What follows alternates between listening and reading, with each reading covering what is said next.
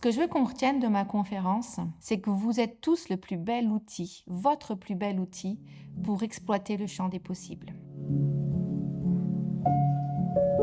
Qui suis-je? C'est toujours difficile de parler de soi. Donc je vais peut-être parler de moi quand j'étais petite, parce que c'est de là que je peux ressortir pas mal de choses. Mais on disait beaucoup que j'étais bavarde. Je parlais tout le temps avec tout le monde. Et ce qui m'amusait toujours, c'est qu'on disait de moi que j'étais fédératrice, alors je ne m'en rendais pas compte.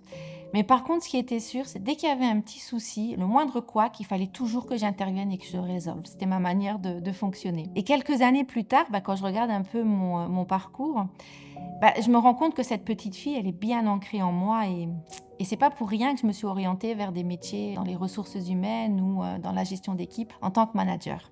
Ce qu'il faut retenir de moi, je dirais que c'est la ténacité. Alors oui, le mot est lancé, c'est quelque chose que j'ai eu beaucoup de mal à dire au départ. Pourquoi? Parce que malgré tous les bâtons dans les roues qu'on a pu me mettre, que ce soit d'un point de vue professionnel ou d'un point de vue personnel, j'ai toujours avancé. J'ai toujours avancé parce que j'ai osé croire en mes projets et j'ai tout simplement décidé de croire en moi. Pour mon projet, je décide de ne pas l'abandonner. Mon projet, il vibre en moi. Vous savez, ce truc de dedans là qui fait que vous avez super mal au ventre parce que ça vibre. Eh ben ouais. Alors je décide de travailler sur mon projet. Et pendant 1 an, tous les soirs, j'y travaille. Je crois en moi.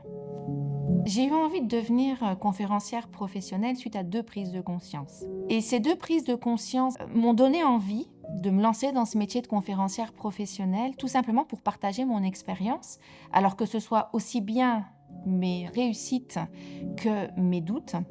Et pourquoi pas inspirer les personnes qui viennent m'écouter, d'aller puiser dans leurs ressources et leurs compétences pour surmonter les obstacles avec quelque part la satisfaction du dépassement de soi, comme moi j'ai pu le vivre. Mais non, parce que je refuse de me laisser démonter. Et je décide de me relever et de parier sur moi. Et c'est à ce moment-là que je me lance le défi de créer le premier salon dédié aux professionnels des ressources humaines à Luxembourg. Je décide de croire en moi et de me dépasser. Ce que je veux qu'on retienne de ma conférence, c'est que vous êtes tous le plus bel outil, votre plus bel outil pour exploiter le champ des possibles.